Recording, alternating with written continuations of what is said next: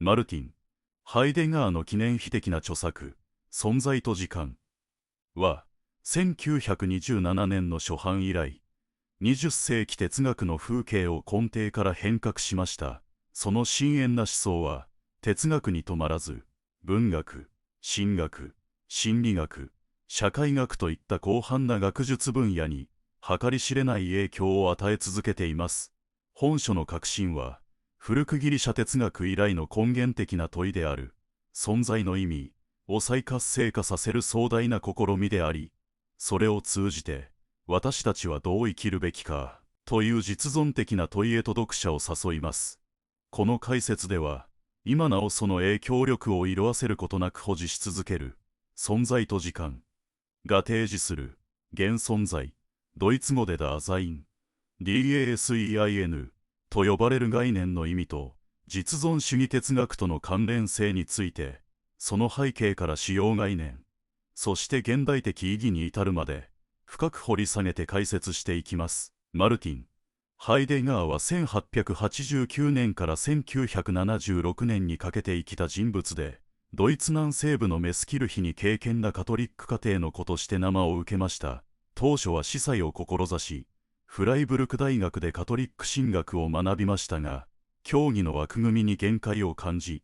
より自由な思考を可能にする哲学へと関心を移します。この時期、彼は古代ギリシア哲学から中世スコラ哲学、デカルト、カント、ヘーゲル、ニーチェ、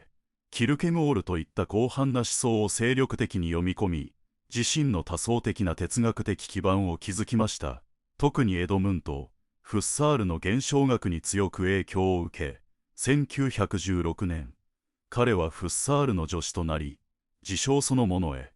という厳密な方法論を深く吸収します。しかし、フッサールが意識の純粋な思考性を探求したのに対し、ハイデガーは、西洋形事情学の伝統の中で哲学本来の問いである、存在の意味が忘れ去られているという深い危機感を抱き、この根源的な問いへと自身の焦点を移していきました。1920年代のドイツは、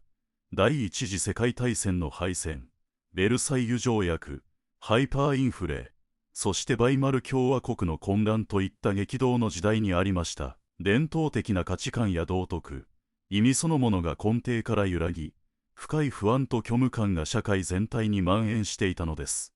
ハイデガーは、この根源的な価値喪失に対し、伝統的な哲学が無力であると感じ、哲学の真の使命は、存在の意味を問い直し、西洋文明の深刻な病である、存在忘却、ドイツ語でザインスフェアゲッセンハイト、SEINSVERGESSENHEIT を克服することにあると認識しました。彼は、存在が単なる存在者、すなわち実体として捉えられ、その、あること、そのものへの問いが置き去りにされてきた歴史的経緯を深く洞察し、この、存在忘却こそが西洋哲学の根本的な愛路であると喝破しました。この、存在忘却は、単に存在についての知識が欠如している状態を指すのではなく、むしろ存在者に関するあらゆる問いが、存在そのものへの問いを覆い隠し、その根源的な謎への感受性を失わせているという、西洋形事情学の宿命的な陥やつれを意味します。このような背景のもと、マールブルク大学の教授職を得るための実績として、1927年に主張、存在と時間、ドイツ語デザイン、運と、サイト、SEIN、UND、ZEIT を出版します。この書はフッサールが編集していた現象学研究年報の第8巻に掲載され、約2万字にも及ぶその深遠な内容で、瞬く間に20世紀哲学の勢力図を塗り替えました。ハイデガーは、従来の哲学用語が存在の忘却に陥っていると考え、独自の用語を多数造語し、既存の日常語を再定義しました。現存在、ドイツ語でダーザイン、DASEIN、世界内存在、ドイツ語でイン、デア、ベルト、ザイン、イン、デア、WELT、SEIN、手近性、ドイツ語で通販電配当、ZUHANDENHEIT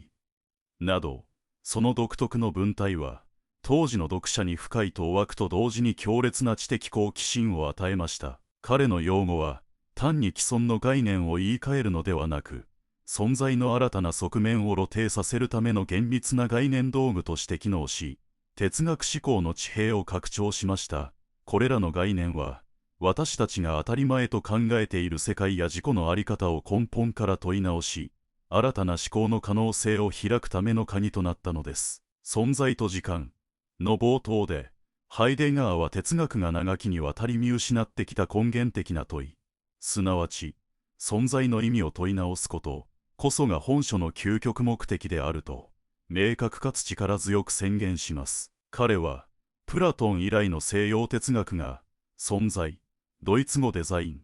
SEIN を、存在者、ドイツ語で在縁で、SEIENDE、すなわち目に見える確体や定義可能な実体としてのみ捉え、その、あること、そのものへの問いを忘却してきたと批判しました。彼はこれを、形而上学の歴史、と呼び、その解体を試みました。古代ギリシャの初期思想家たちが純粋に発していた、存在者が、ある、とはどういうことなのか、という根本的な驚き、ドイツ語でエルシュタウネン、ERSTAUNEN、と問いが、その後の形而上学の歴史の中で埋没し、存在者と存在の、存在論的際、ドイツ語でオントロギッシェ、リフェレンツ、ONTOLOGISCHEDIFFERENZ が曖昧になってしまったと指摘したのです。例えば、目の前にある机や石、あるいは人間といった具体的な存在者の性質や機能をどれほど詳細に分析しても、それらがそもそも、ある、とはどういうことなのかという、より根源的な問いには答えられない、と彼は考えました。ハイデガーは、この問いへの無関心が、西洋哲学を本質から遠ざけた原因であるとみなしました。ハイデガーにとって、哲学の出発点は、なぜ、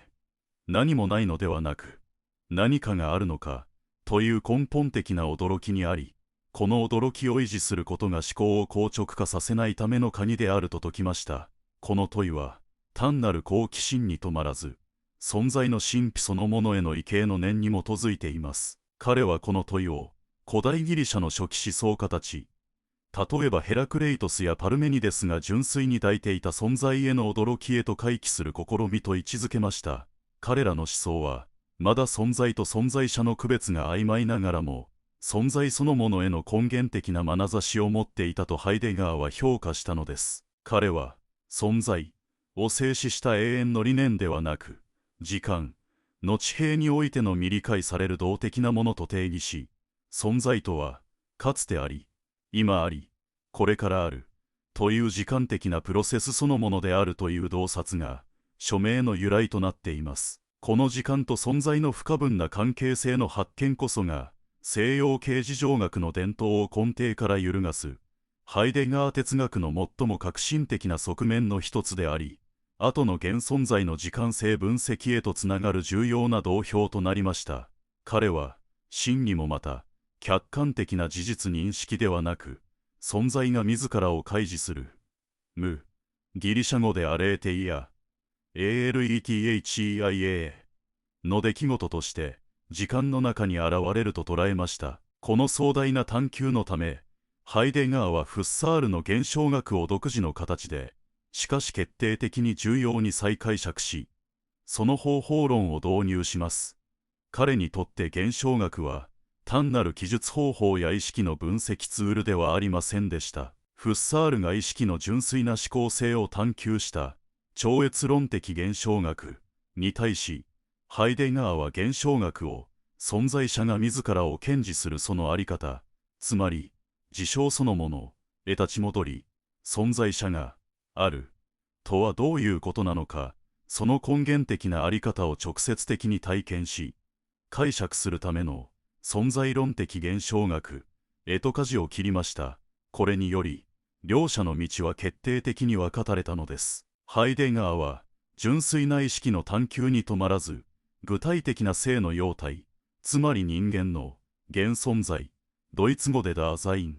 DASEIN、そのものの中に、存在の意味を問う出発点を見出そうとしました。彼にとって、意識は常に世界の中に投げ込まれ、存在了解によって世界を解釈する存在者の在り方そのものであり、フッサール的な超越論的意識は、この根源的な世界内存在の現象を捉えきれないと考えたのです。存在と時間は、この忘れ去られた存在の意味への回帰を目指し、その問いを遂行する上で、最も適した出発点として、私たち人間自身、すなわち、現存在、ドイツ語でダーザイン、DASEIN の分析へと焦点を当てていきます。ハイデガーは、人間を、人間、ラテン語でホモ、サピエンス、HOMOSAPIENS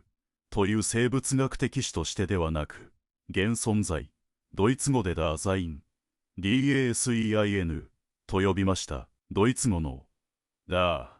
ー、DA、つまり、そこに、と、ザイン、SEIN、つまり、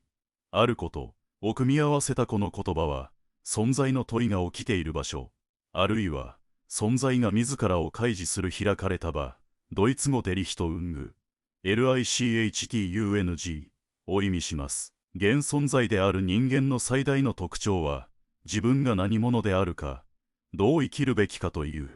自分の存在を問題にし、それを何らかの形で理解している唯一の存在者であるという点にあります。この存在了解、ドイツ語でザインスフェアシテンディス、SEINSVERSTNDNIS こそが、現存在を他の存在者から区別する根本的な特徴となります。存在了解は、ダーザインが常に世界を理解し、自己を解釈していく能動的な作用であり、単なる知的な認識に止まらず、ダーザインの存在様式そのものと一体を成しています。彼は、本質が実存に先立つ、という伝統的見解を覆し、現存在にはあらかじめ決められた本質、つまり定義はなく、日々の選択と行動を通じて自分自身を作り上げていくプロセスそのものであるとしました。これを、実存、ドイツ語でエクジステンツ、EXISTENZ の流線と呼びます。現存在の実存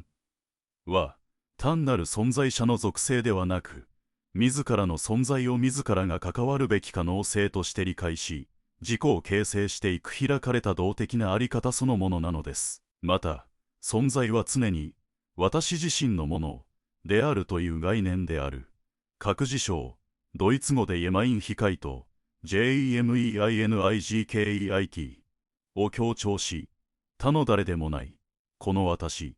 が自分の存在を引き受けなければならないと説きました。この各事象により、現存在は単なる個体としてではなく、かけがえのない自己として、常に固有な存在可能性に直面するのです。そして、この各事象こそが、ダーザインを他の存在者や世間一般の在り方から区別し、自己に固有な性を求める根源的な衝動となるのです。ハイデガーは、従来の哲学が人間をデカルト的な理性的動物や意識する主体として世界から切り離された孤立した存在として捉えてきたことに対し批判的な視点を示します。彼にとって人間は世界から切り離された純粋な意識や観念の主体などでは決してありません。現存在は常に世界内存在、ドイツ語でイン、デア、ベルト、ザイン、イン、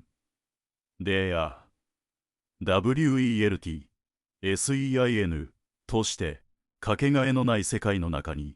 投げ込まれてドイツ語でゲボルフエンハイト GEWORFENHEIT と呼ばれる非等性をもって存在しています。この世界内存在とは私たちが常に特定の歴史、文化、言語といった世界の中に組み込まれ、それらと切り離して存在し得ない一つの構造体であることを意味します。私たちは世界を客観的に観察する無関心な観測者として存在しているのではなく、常に世界の中の事物や他者と実践的に関わり合い、それらに何らかの意味を付与しながら生きています。私たちの存在は、世界との関わりを通して初めて意味を持ち、その関わり自体が私たちの存在様式を規定する根源的な構造をなすのです。この世界内存在は、私たちがあらかじめ世界の中にあるという根源的な事実であり、あらゆる経験や認識の前提となっています。具体的には、私たちは道具、ハイデガーはこれを、用具、ドイツ語でツォイク、ZEUG と呼びますが、この用具を通じて世界と関わります。例えば、ハンマーはただの物質的な物体として、現然的に、ドイツ語でフォアハンデンハイト、VORHANDENHEIT として存在するだけでなく、釘を打つための用具として、特定の目的と関係性の中に、手近に、ドイツ語でツーハンデンハイト、ZUHANDENHEIT として存在します。私たちがハンマーを使うとき、私たちはハンマーを物体として意識せず、作業の一部として一体化しています。この使い慣れた道具の状態を手近性と呼び、ハンマーが壊れたり適切でなかったりして初めて、それを核体として意識する目前性、ドイツ語でフォアハンデンハイト、VORHANDENHEIT の状態になると説明しました。このように、現存在は常に世界との関係性、特に実践的な関わり合いの中で自己を理解し、形成していくのです。ハイデガーは、人間が世界に投げ込まれている非等性と同時に、常に世界の中で他者と共に存在している、共同存在、ドイツ語でミットザイン、MITSEIN の次元も強調します。私たちは世界を他者と共に共有し、共に意味を構築する存在であり、他者の視線や行動もまた、私たちの存在了解に深く関わっているのです。この共同存在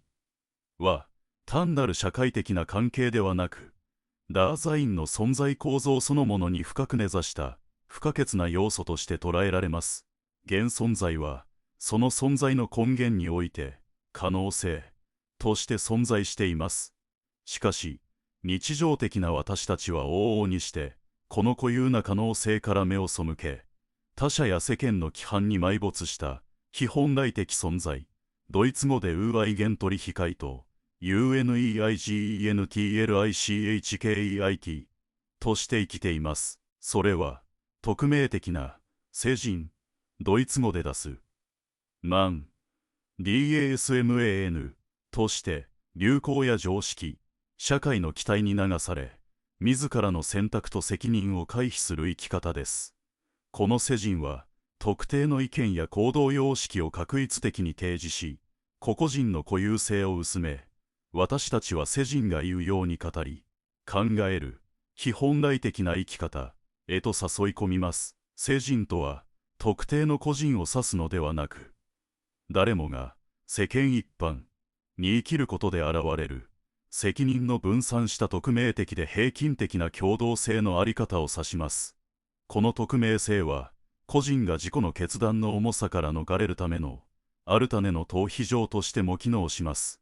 この世人への没入は、現存在の存在論的な傾向としての、退落、ドイツ語でフェアファレンハイト、VERFALLENHEIT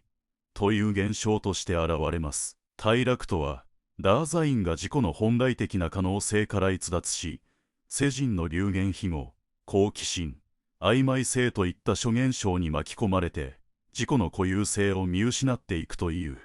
ダーザインの存在構造に深く根ざした傾向のことです。これは単なる道徳的な堕落ではなく、ダーザインが自己の存在可能性から逃避し、既成の解釈や行動パターンに安住しようとする存在論的な運動です。この退落は、ダーザインが自己に属する存在を、あたかも外から与えられた客観的なものとして扱うことで、自己の可能性を萎縮させてしまう現象です。空断、ドイツ語でゲレーで、GERED とは、物事の本質を理解しようとせず、根拠のない話を鵜呑みにし、そのまま他人に流す無責任な言葉のやり取りを指します。それは、表面的な知識や情報のみが流通し、深い思索が失われ、真の対話が不可能になる状態を意味します。好奇心、ドイツ語での意義は、NEUGIER とは、理解を深めるためではなく、ただ新しいもの、珍しいものだけを追い求める落ち着きのない心の状態を指します。ダーザインが自己の可能性を探求するのではなく、常に外的な刺激に振り回され、内的な空白を満たそうとする傾向です。これは、自己の存在論的な不安定さから目を背けるための一種の気晴らしとも言えます。曖昧性、ドイツ語でツバイデウティヒカイト、ZWEIDEUTIGKEIT とは、すべてが理解されているように見えながら、実際には何一つ真実に到達していない状態を指します。あらゆる意味や解釈が相対化され、ダーザインが自己の存在に対する確固たる立場を確立できなくなることを意味します。この曖昧性は、ダーザインが責任を回避し、明確な決断を下すことから逃れるための隠れ蓑となります。これらの現象は、ダーザインが自己の固有な責任から逃れ、他者に、あるいは世間の匿名性に依存することで、一時的な安心感を得ようとする存在論的な動きとして捉えられます。ハイデガーは、公共性が個人の独自の可能性を押しつぶし、誰もが代替可能な存在として平均化される現象を鋭く批判しました。ダーザインが世人の退落した日常性に深く埋没している状態から、本来的な自己へと呼び戻される。その決定的な契機となるのが、特定の対象を持たない根源的な感情である。不安。ドイツ語でアンクスト。ANGST。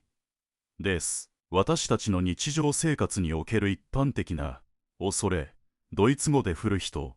FURCHT。が、火事や猛獣、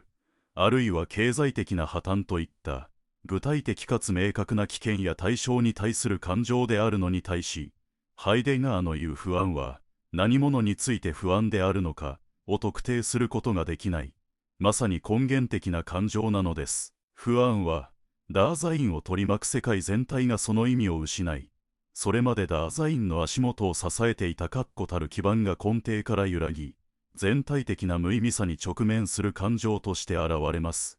この無根拠性、つまり、無、ドイツ語でニヒツ、NICHTS という絶対的な虚無に直面することで、ダーザインは世人の喧騒から引き離され、自分自身の孤立した存在に、そして自己の根源的な可能性そのものに、いやおうなく直面させられるのです。不安は、ダーザインが自らの存在の基盤そのものが崩壊しうるという可能性に直面させられることで、自己の存在論的な自由へと強制的に開かれる現象でもあります。それは、ダーザインが、無、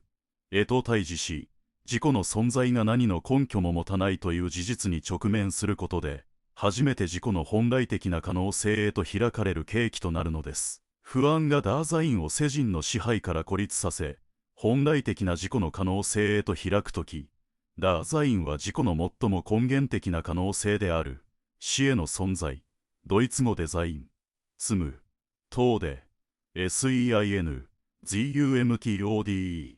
と向き合うことになります。ハイデガーにとって、死は単なる生物学的な終わりや、まだ遠い未来の出来事ではありません。死は、ダーザインが常に先駆けて存在し続ける、自己に固有な究極の可能性そのものなのです。誰もが自分の死を他者に肩代わりさせることはできません。自分の死は、誰にとっても、自己のもの、として、最も孤立した形でダーザインに迫ってきます。それは、誰とも分け勝ち合うことのできない、絶対的な個別性と、他者と変わることができず、追い越すことも不可能な可能性としてダーザインの前に立ちはだかります。この死はいつ訪れるかわからないが、必ず訪れる。確実なものです。不安に襲われることで、現存在はそれまで頼りにしていた、世人、の支えを失い、孤独な一個の存在として、自分自身の有限性に向き合わざるを得なくなります。死への存在は、ダーザインが自己の全存在を時間的に統一する地平であり、現存在が自分自身の全体性に直面する唯一の機会となります。それは、自己の存在がいつ終わりを迎えるかわからないという不確実性、そして誰にも代わってもらえないという個別性を、ダーザインが自己の最も固有な可能性として引き受けることを意味します。この死への直面を通じて、ダーザインは自己の有限性を神聖に認識し、生のあらゆる瞬間が持つかけがえのなさを痛感するのです。死を単なる生物学的な終わりとして待つのではなく、自らの可能性として、先駆的に、ドイツ語でフォアラウフェン、VORLAUFEN に受け入れることこそが、本来的存在への鍵となります。この死への先駆は、現存在を世人の匿名性から引き剥がし、自己固有の可能性へと開く根源的な行為です。死は、ダーザインのあらゆる可能性を断ち切る絶対的な終末であると同時に、ダーザインの存在全体を一つにまとめ上げ、自己の固有な可能性を純粋に開示する可能性でもあります。死を受け入れることによって、私たちはさまつな日常のこだわりや、世間の期待、世人の匿名性や平均性に振り回されることから解放され、真に自分自身の可能性を選択し、自己責任において生きることが可能になります。それは、自己が未決定な存在であり、常に自らを創造し続けなければならないという事実を積極的に肯定する態度に他なりません。死への先駆は、ダーザインが自己に固有な自由を従前に引き受け、自己を限定する現実の制約の中にあっても、自らの本来的可能性を能動的に選択し、その責任を負うことを可能にする究極の覚悟とも言えます。この覚悟こそが、現存在に真の自己理解と本来的存在を生きる道を開くのです。この死への先駆の態度こそが、ダーザインが自己の全可能性を現在へと引き込み、充実した一瞬、ドイツ語でアウゲンブリック、AUGENBLICK を生きるための前提となります。それは、死という究極の有限性を引き受けることで、ダーザインが自己の存在を未来から現在へと呼び戻し、まさに今、この瞬間に生きる自己の可能性を最大限に引き出すことを可能にするのです。不安と死への存在という深遠な体験を通じて、ダーザインは自己の孤立した、そして避けがたい有限な存在可能性に直面します。この極めて根源的な局面において、ダーザインの内容から響いてくるのが、良心、ドイツ語でゲビッセン、GEWISSEN の呼び声です。ハイデガーがここで言う良心は、一般的な意味での道徳的な判断基準や、社会的な規範を指すものではありません。それはダーザイン自身の内容から、ダーザイン自身に向かって発せられる、言葉にならない沈黙の呼び声であり、特定の誰かから発せられる命令や外側から与えられる規範ではありません。この呼び声は、ダーザインが世人に深く没入し、自己の存在を崩れようとさせている状態から、自己の固有な、やましさ、ドイツ語でシュルディヒザイン、SCHULDIGSEIN、すなわち自己の根源的な無根拠性、自己が常に未決定的であり、いかなる存在論的な確固たる根拠も持たないという事実に直面させる、まさに根源的な呼びかけなのです。このやましさは、ダーザインが自己の固有な存在を完全に引き受けていないことへの内面からの告発とも言えます。それは、自己の存在が常にあるべきものに達していないという存在論的な負い目の自覚であり、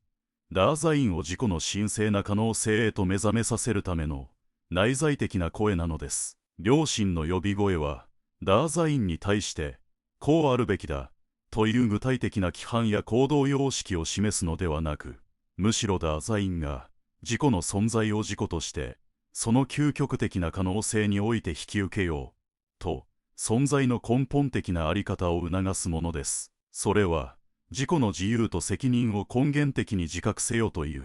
存在そのものからの呼びかけであり、ダーザインが本来的な自己から逸脱し、世人の匿名性の中に埋没しているという根源的な事実に気づかされます。この呼び声こそが、ダーザインを自己の最も深い内面へと引き戻し、自己の存在可能性を改めて問い直す機会を与えるのです。それは、ダーザインが自己の無の根拠に直面し、そこから自己の存在を根源的に構築し直すための内的な促しなのです。この良心の呼びかけに応答することこそが、ダーザインの決意性、ドイツ語でエンツシュロッセンハイト、ENTSCHLOSSENHEIT なのです。決意性とは、特定の行動をすることや、具体的な目標を設定することを意味するものではありません。それは、ダーザインが自己の有限性、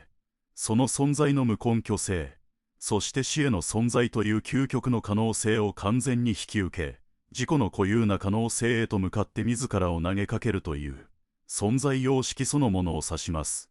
決意を通じて、ダーザインは世人の支配から脱却し、自己に固有な時間性の中で、自己の存在を責任を持って形成する、自己自身として、揺るぎなく立つことができるようになるのです。この決意は、ダーザインが自己の可能性を選択することでもありますが、それは何もないところから無責任に選択する恣意的な行為ではありません。決意とは、過去の非当性、ドイツ語でゲボルフエンハイト、GEWORFENHEIT、すなわち自己がすでに特定の歴史的、文化的、社会的状況の中に投げ込まれているという根源的な事実と、未来の投機、ドイツ語でプロジェクトツヨーン、PROJEKTION、すなわち自己の可能性へと向かって自らを主体的に投げかけるという絶えざる行為を、自己の時間性の中で統一的に引き受けることを意味します。決意性によって、ダーザインは過去に規定された事実と未来への可能性を同時に把握し、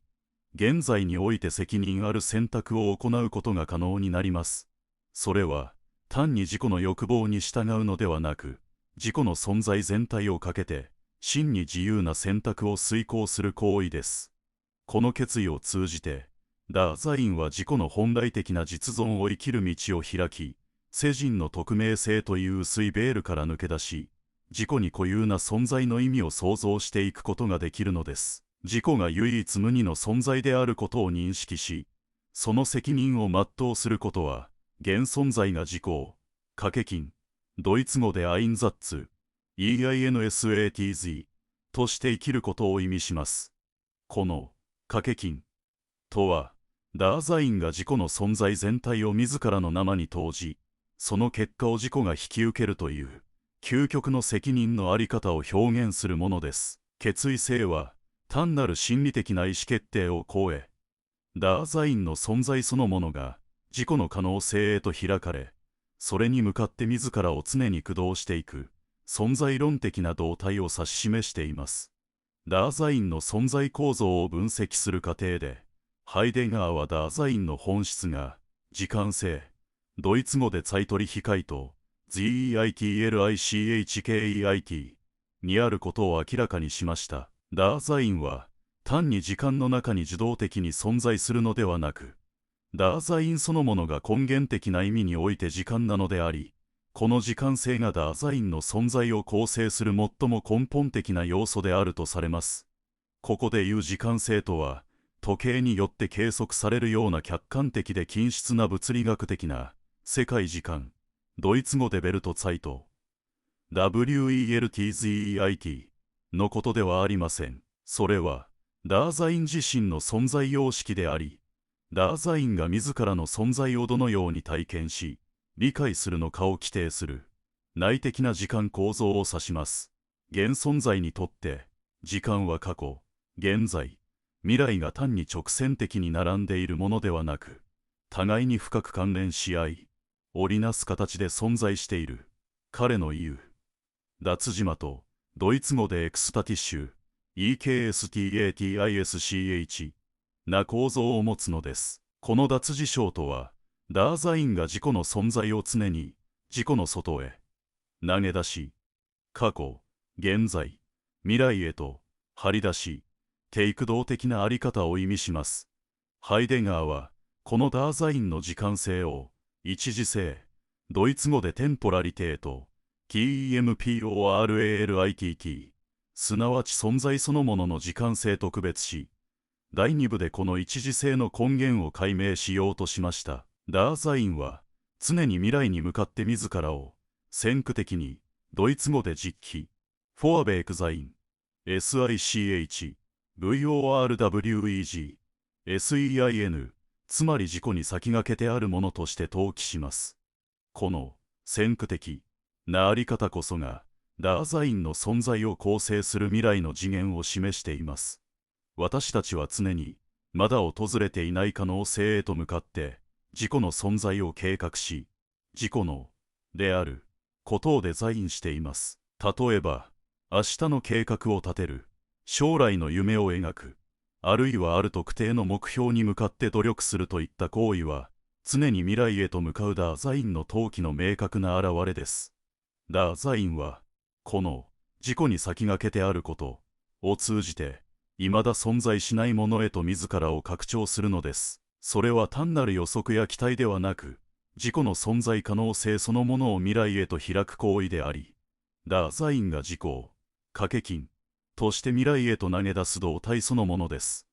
同時に、ダーザインは過去の非等性、ドイツ語でゲボルフエンハイト、GEWORFENHEIT を受け入れています。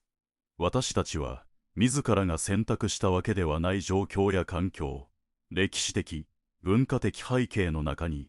投げ込まれて存在しています。生まれ落ちた家族、民族、言語、時代、そして特定の身体的特徴や能力、これらはすべて私たちがすでにそこにいる前提条件であり、私たちの存在を規定する過去の次元です。この非等性は、私たちが単なる未来への無限の可能性ではなく、過去によって限定され、事実としてもうすでにそうなっている存在であることを意味します。私たちは過去から完全に切り離されることはできず、その影響下で自己を理解し、自己の可能性を選択しなければなりません。この非等性を受け入れ、それを自らのものとすることが、本来的存在への道を開きます。過去は単なる過ぎ去った事実ではなく、現在のダーザインの存在を構成する不可欠な要素であり、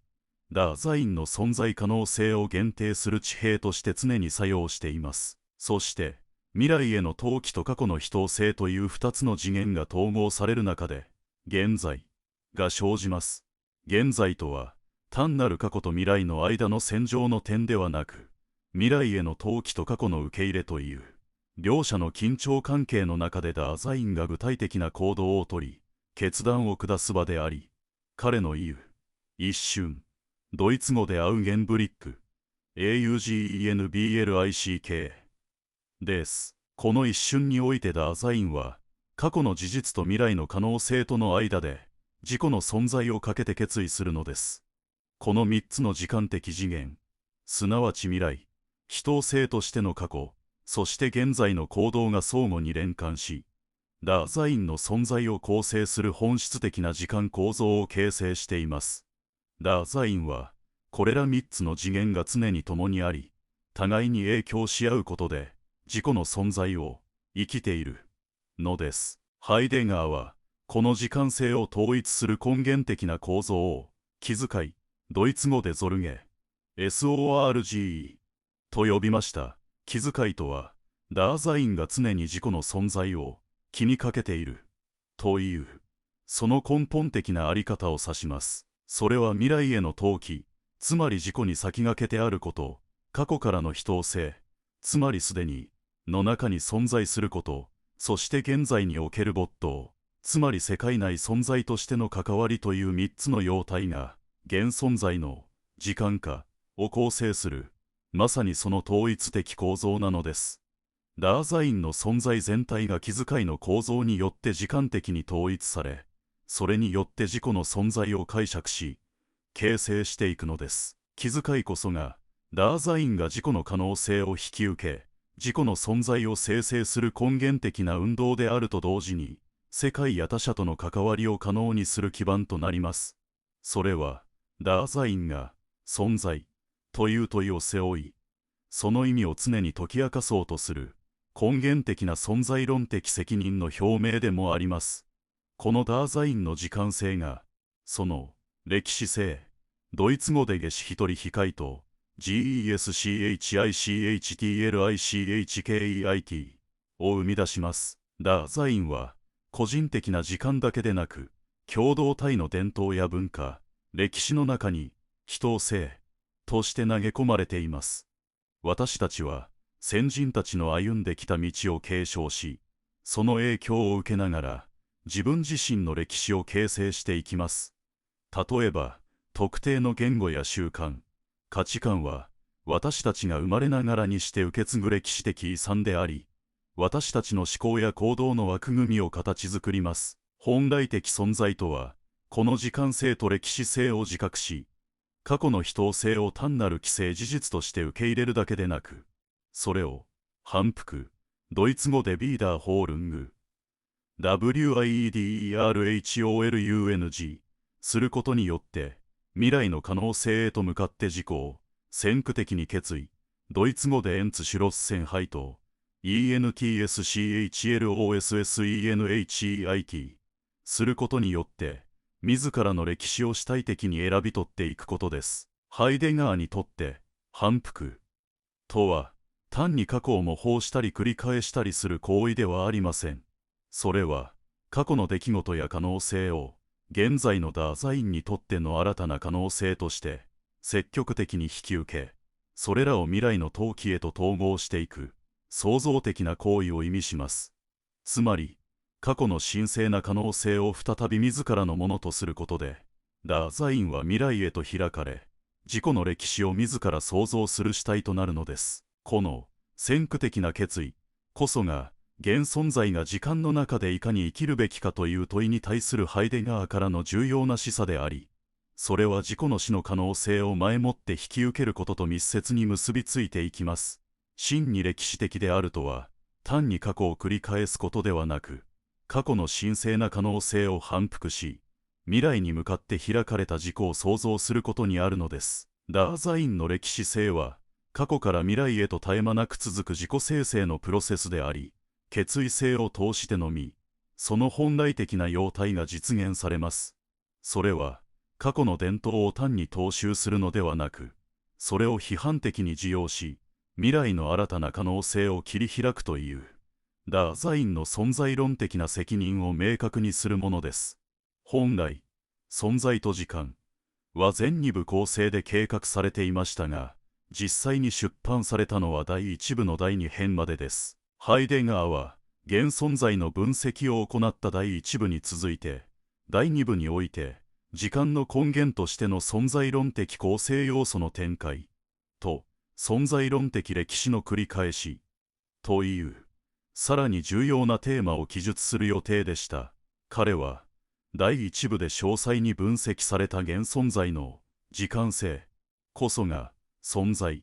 の根源そのものであると捉え、それに基づいて存在そのものの意味を最終的に解明するという、まさに哲学史上でも類を見ない壮大な計画を抱いていました。しかし、この核心部分はついに刊行されることはありませんでした。この未完成は、彼の哲学を包括的に理解する上で常に大きな課題として残り、存在の意味の根源的解明という問いが、単なる存在者の分析を超えた、はるかに深遠な地平にあることを示唆しています。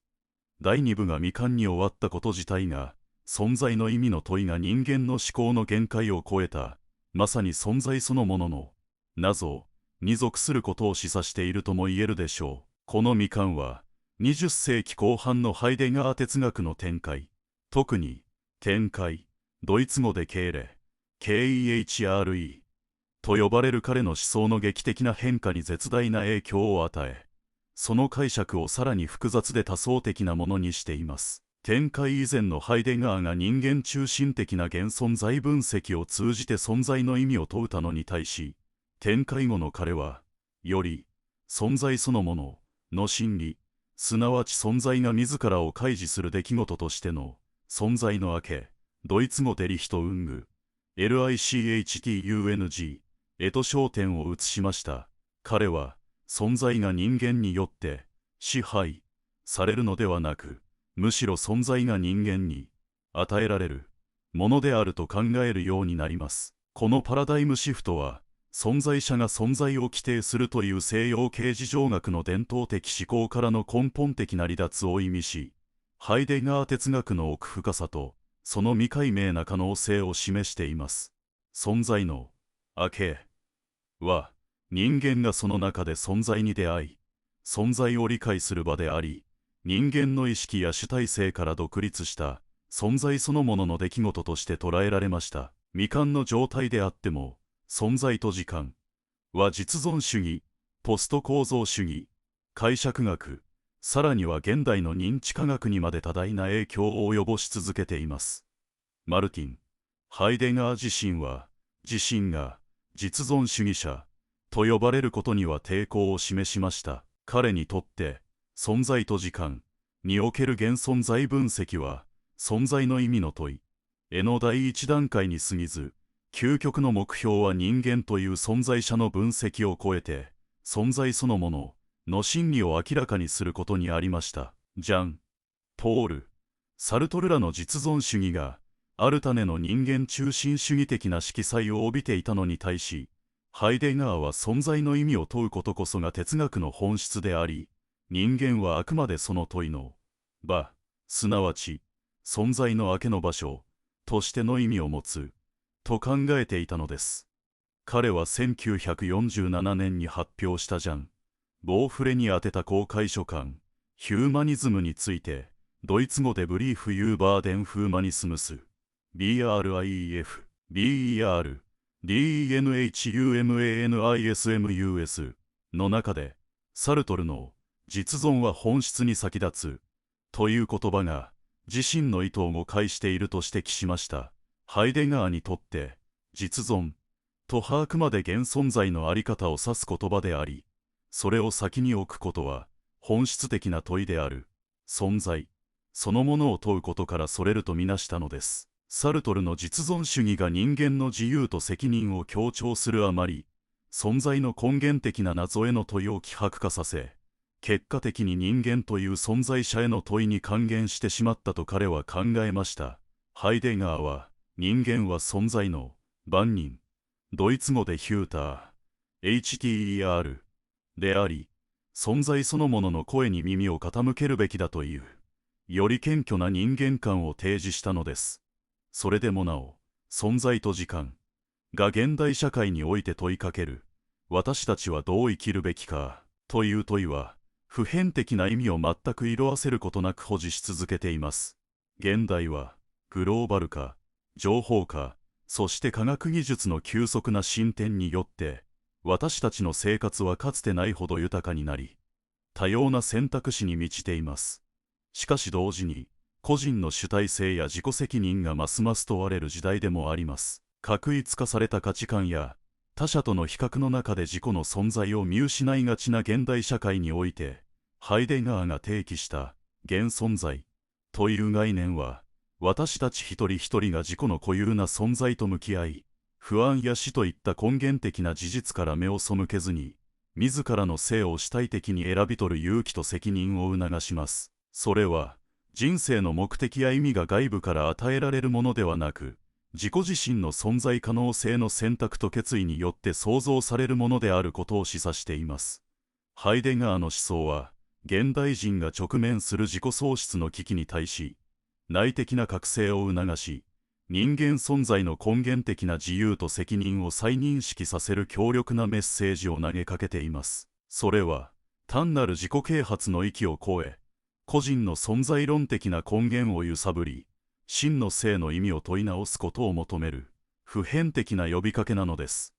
ハイデガーの思想はその独創性の一方で、言語の難解さや政治的選択をめぐり、激しい批判にさらされてきました。1964年、テオドール・アドルノは著作、本真似性のジャーゴン、ドイツ語でヤルゴン、レア、アイゲン取引回答、JARGON、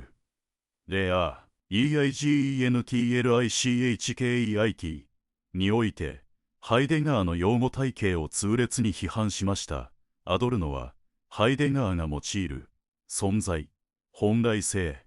呼び声、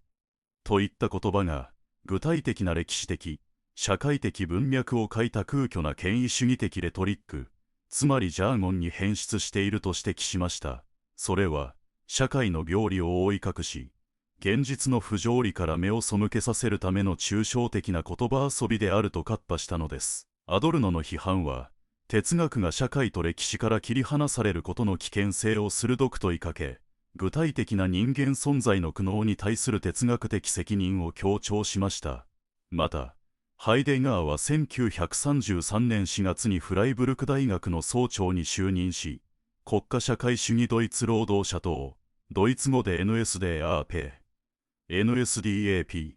に入党しました。この政治的選択は戦後、ハンナ・アーレントやカール・ヤスパースらとの関係に深い亀裂を生じさせ、彼の哲学的業績に対する倫理的評価をめぐる長きにわたる議論を引き起こしました。特に2014年から刊行が始まったクロノート、ドイツ語でシュバルツェ、FT、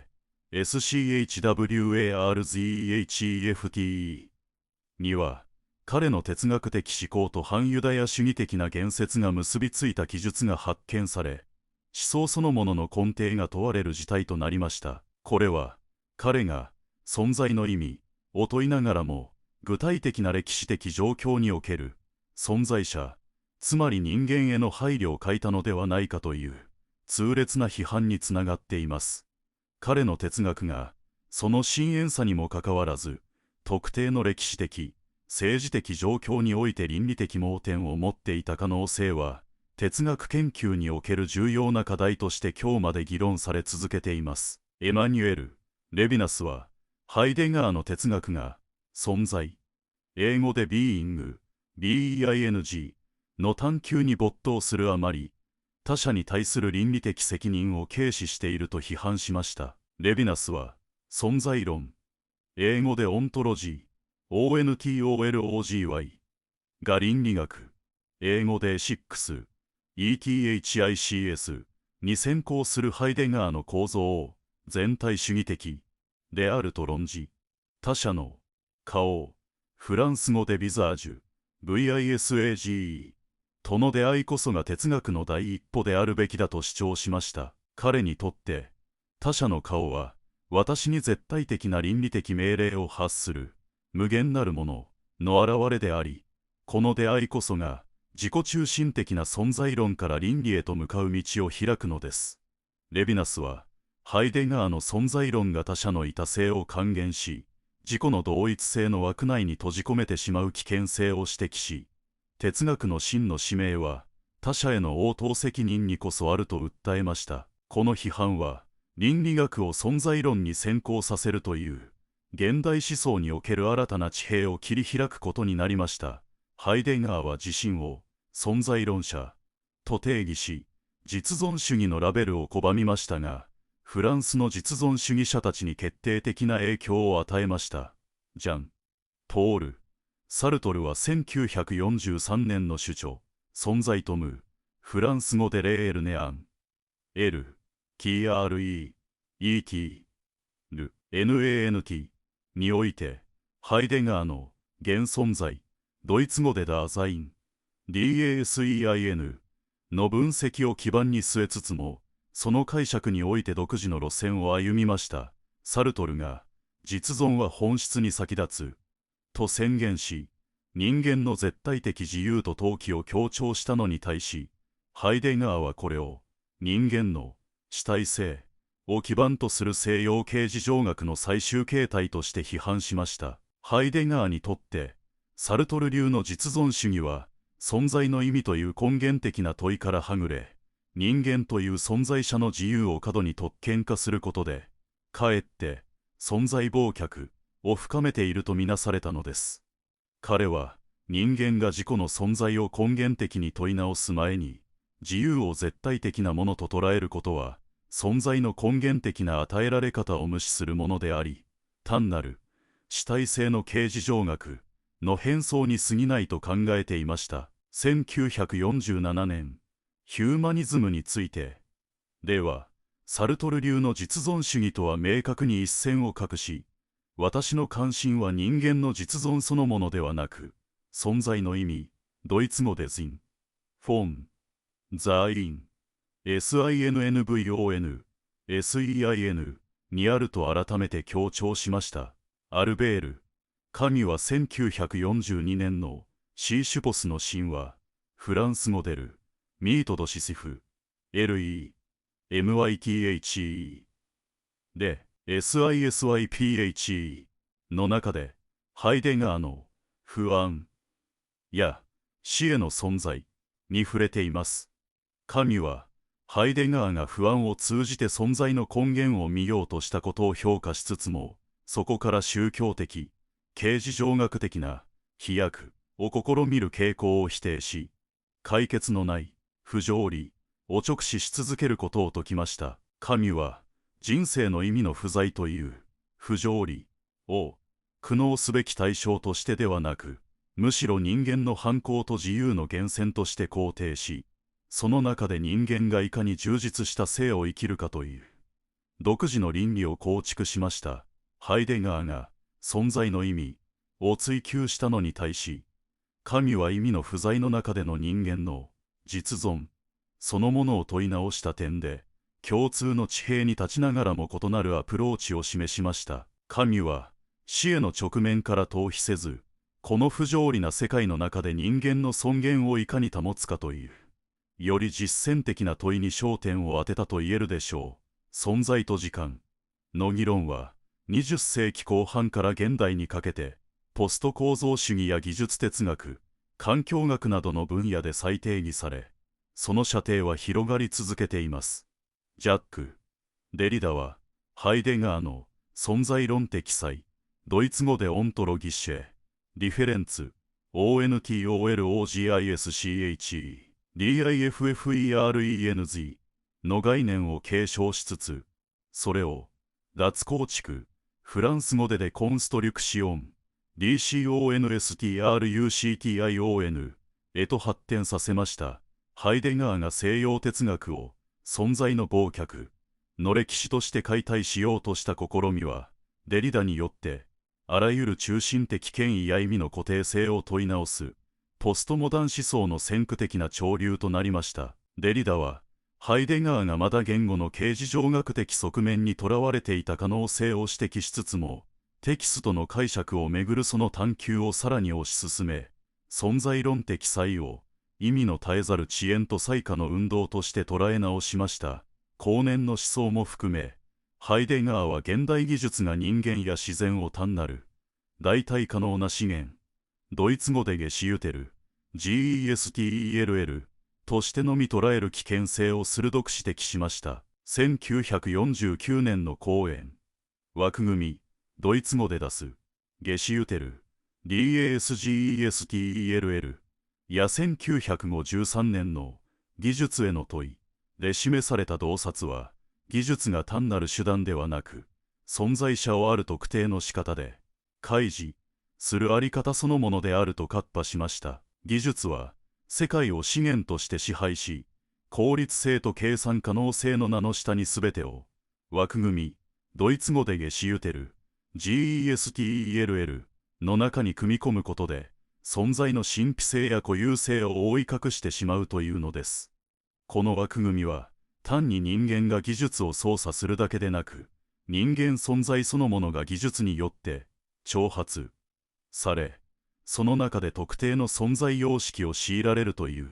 存在論的な事態を意味します。この警告は、2020年代の AI やデータ中心社会において、人間が計算可能な対象へと還元され、その存在の真相が阻害される中、存在の神秘や独自性をいかに保持するかが問われる現代において、極めて切実な意味を持ちます。ヒューバート・ドレイファスは1972年の著書、コンピュータにできないことにおいて、ハイデガーの世界内存在や手近性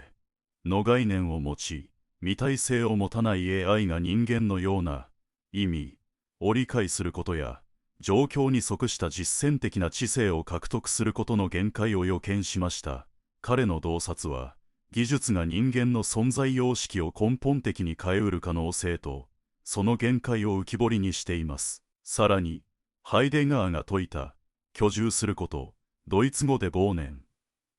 WOHNEN や、事物の保護という概念は、人間が自然を単なる資源、つまり用具としてのみ支配し消費する現代社会に対する根源的な批判として、エコロジー思想の文脈で引用され続けています。彼は、人間が大地と天、神的なものとしすべきものという、司法界、ドイツ語でゲフィアと GEVIERT の中で、いかに、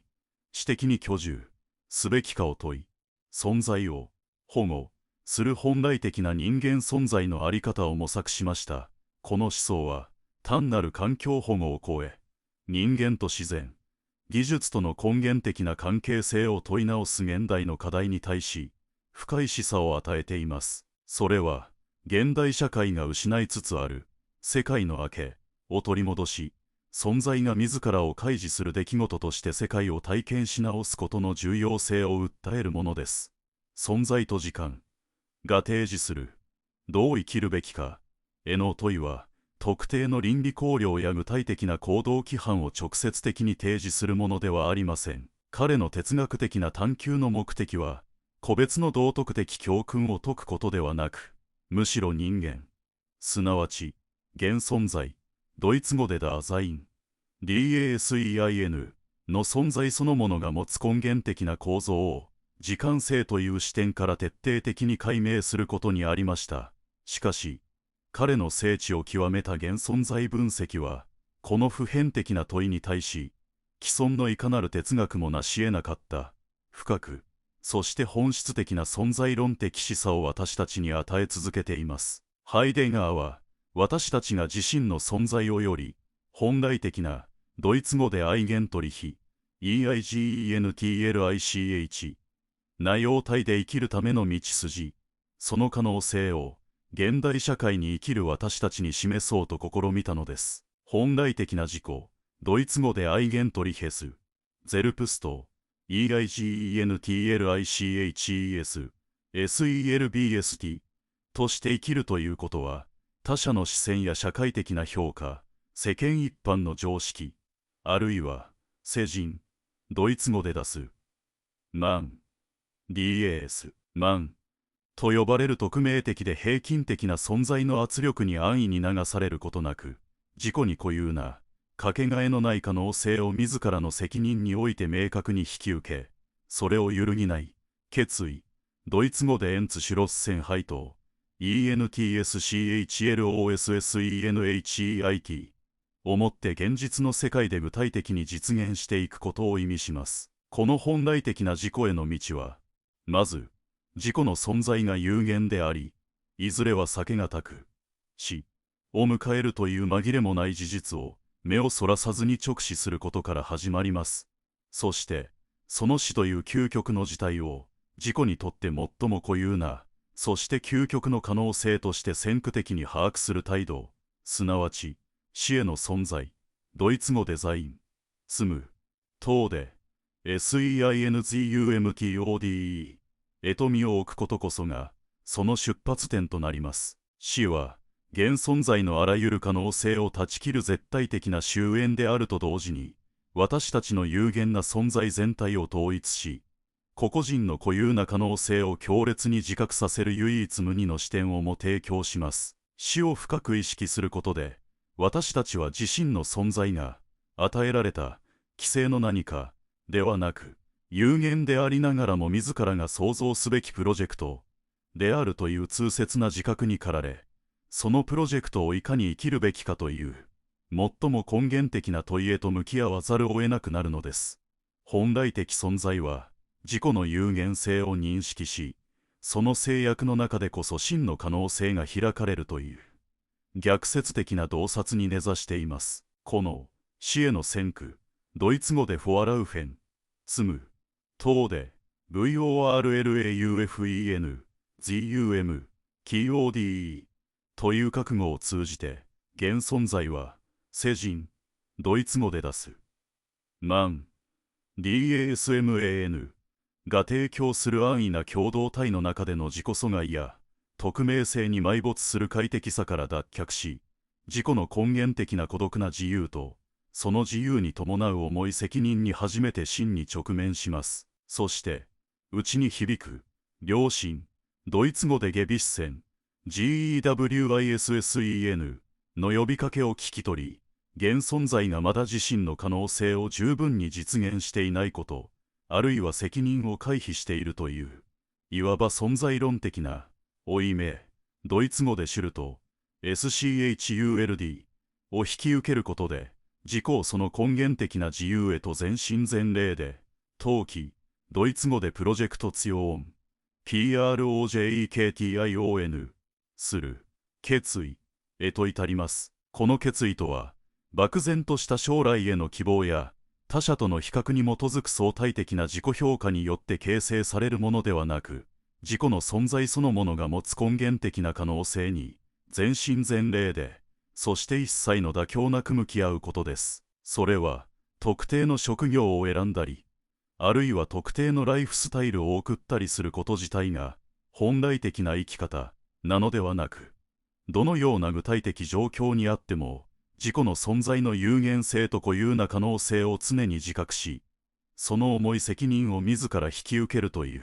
まさに生きる態度そのものの問題なのです。ハイデガーが言う本来的な生き方とは、常に自己の存在の根源的な問いと向き合い続け、その問いに対する自己の応答を、他者の模倣ではなく、自らの責任において主体的に構築していく、終わりなき過程そのものを指します。それは、自己が、存在の明け、の場として、存在そのものからの呼びかけに応答する、崇高な倫理的責任を伴う生き方でもあります。ハイデガーにとって、現存在は常に、まだなるべきもの、ドイツ語でザイン、ZU、SEIN として存在しており、その存在のあり方を問い続けること自体が、現存在の本質にたなりません。私たちがどう生きるべきかという問いに対する彼の応答は、決して、こう生きなさい、という具体的な行動指針や命令ではなく、自己の存在そのものについて深く問い続け、そのかけがえのない有限性と無限の可能性を自ら引き受け、揺るぎない決意を持って自己を未来へと投棄しなさい。という、現存在の根源的な覚醒を促す呼びかけだと言えるでしょう。これは、私たちが社会の中で与えられた役割や期待を盲目的にこなすのではなく、自身の存在の意味を深く洞察し、自己の固有な可能性を自らの責任において能動的に創造していくことの計り知れない重要性を教えてくれます。2026年3月13日現在も、情報過多で他者の意見や価値観に流されやすい現代社会において、ハイデガーのこの問いは、私たち自身の存在の根源を見つめ直すための、極めて重要な指針となり続けています。自己の存在を、掛け金、ドイツ語でアインザッツ、EINSATZ として生きる現存在にとって、この問いと、それに対する真摯な向き合い方こそが、実存的な豊かさをもたらす鍵となるのです。最終的に、ハイデガーの哲学は、私たち個々人が、自己の存在の深淵に触れ、真の自己として生きるための、終わりなき探求への道を示唆していると言えるでしょう。それは、存在そのものの声に耳を傾け、その真理の明けの中で自己の生を紡ぎ出す、根源的な生への参加にたなりません。